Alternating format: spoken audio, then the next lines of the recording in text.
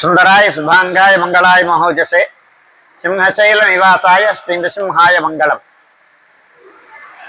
శ్రీ శ్రీ శ్రీ వరాహలక్ష్మీ నృసింహప్రభు నిజరూప దర్శనం ఎప్పుడా ఎప్పుడా అని ఎదురు చూస్తున్నటువంటి భక్తజనులందరికీ ఆ భాగ్యాన్ని సేవించాల్సినటువంటి అద్భుతమైనటువంటి సన్నివేశం తరుణం ఆసన్నమవుతోంది.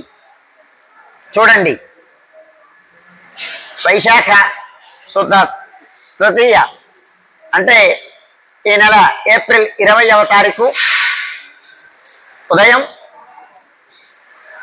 తెల్లవారుజామున సుమారుగా 4 గంటల ప్రాంతం నుంచి భక్తులందరికీ నిజరూప దర్శనం అనుగ్రహించబోతున్నాడు స్వామి.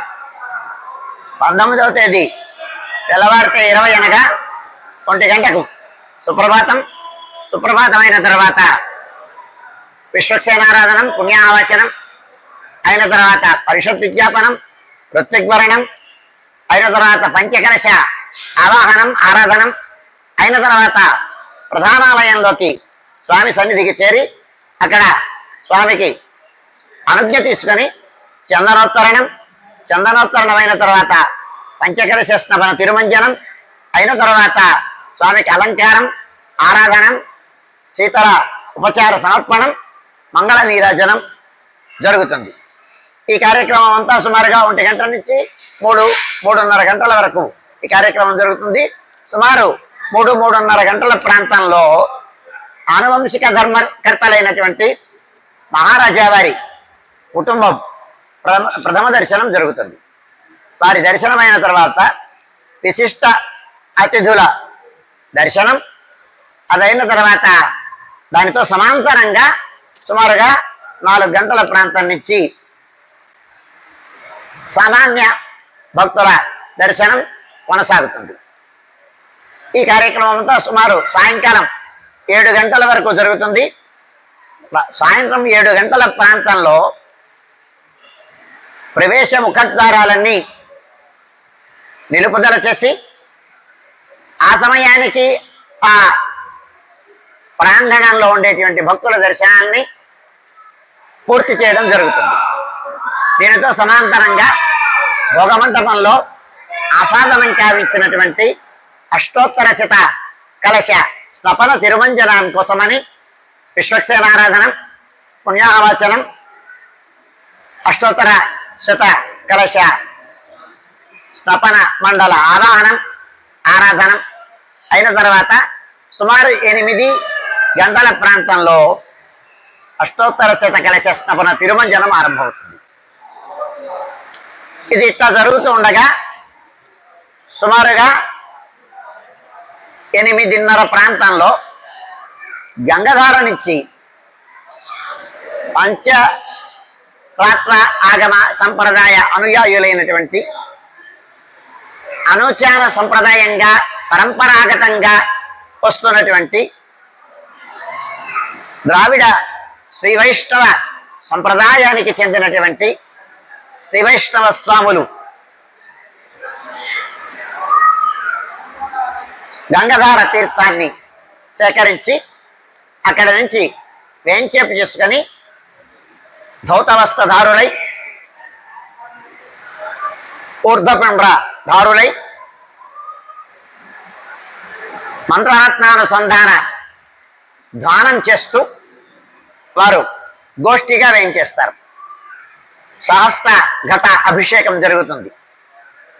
ఈ సహస్ర ఘట అభిషేకం పూర్తయిన తర్వాత సుమారు 11-11:30 గంటల ప్రాంతంలో ఆలయంలో ఉండేటువంటి ఏర్పరిచినటువంటి ఆ క్యూ పరికరాలన్నిటినీ తొలగించి ఆలయ శుద్ధి కావించి తర్వాత గంగధార దగ్గర నుంచి ఈ గోష్ఠితో పూర్ణ కలశం వేంచేపు చేసుకురావడం జరుగుతుంది. 11:30-12 గంటల ప్రాంతాల్లో అయిన తర్వాత బెడా ప్రదక్షిణ పూర్వకంగా ఆస్థాన మండపంలోకి చేరించిన తర్వాత పూర్ణ కలశంకి ఉపచార సమర్పణం అయిన తర్వాత ఈ పూర్ణ కుంభ అభిషేకం జరుగుతుంది స్వామివారి. ఇది అయిన తర్వాత ఆరాధనం, అలంకరణం, విశేష ఆరాధనం, శీతలోపచార సమర్పణం, మంగళాశాసనం సుమారుగా 1 గంట ప్రాంతంలో ఇది పూర్తవుతుంది. అది అయిన తర్వాత 1 గంట ప్రాంతంలో స్వామికి చందన సమర్పణం, తొలి విడత చందన సమర్పణం జరుగుతుంది. చందన సమర్పణం అయిన తర్వాత ఆనాటి అంటే వైశాఖ శుద్ధ తదియ నాటి ఆరాధనం, ఉదయం ఆరాధనం, మాధ్యాహ్నిక ఆరాధనం, రాత్రి అవసరం 3 ఆరాధనలు సమర్పించి బాలభోగం, రాజభోగం, రాత్రి అవసరం నివేదనం, తిరునక్షత్ర సేవాకాలం అయిన తర్వాత చాతుమర గోష్ఠి, మంగళాశాస్త్రం, తీర్థ వినియోగం జరుగుతాయి. ఈ కార్యక్రమం అంతా సుమారుగా 4 గంటల ప్రాంతంలో పూర్తవుతుంది.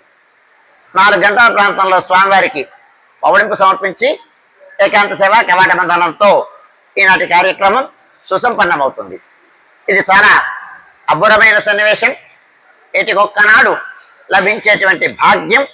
అందుచేత రండి, స్వామిని సేవించండి, సంయమనం పాటించండి.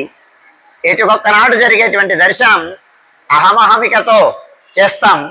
ఏ రకమైనటువంటి ఉద్విగ్నాలకి, ఉద్వేగాలకి లోను కాకుండా ప్రశాంతమైన వాతావరణంలో అందరూ సేవించడానికి తగిన రీతిలో, ఒకసారి సేవించిన వాళ్ళు మళ్ళీ మళ్ళీ రావాలని అనుకోకుండా అందరికీ ఈ భాగ్యాన్ని కల్పిస్తే ఏకస్వాదుల భుంజిత అని చెప్తుంది శాస్త్రం.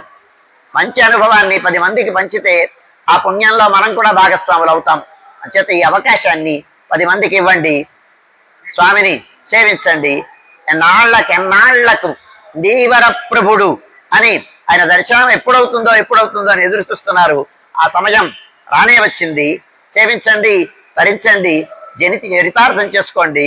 అంతేకాదు మర్నాడు ఉదయం 21వ తారీఖు ఉదయం సుమారుగా 6 గంటల ప్రాంతంలో సుప్రభాతం చేసి అయిన తర్వాత ఆనాడు ఆరాధనం, బాలభోగం, మంగళాశాసనం, రాజభోగం అయిన తర్వాత సుమారు 8:30 గంటల ప్రాంతంలో గుమ్మడి పండు సేవ అంటాం దీన్ని.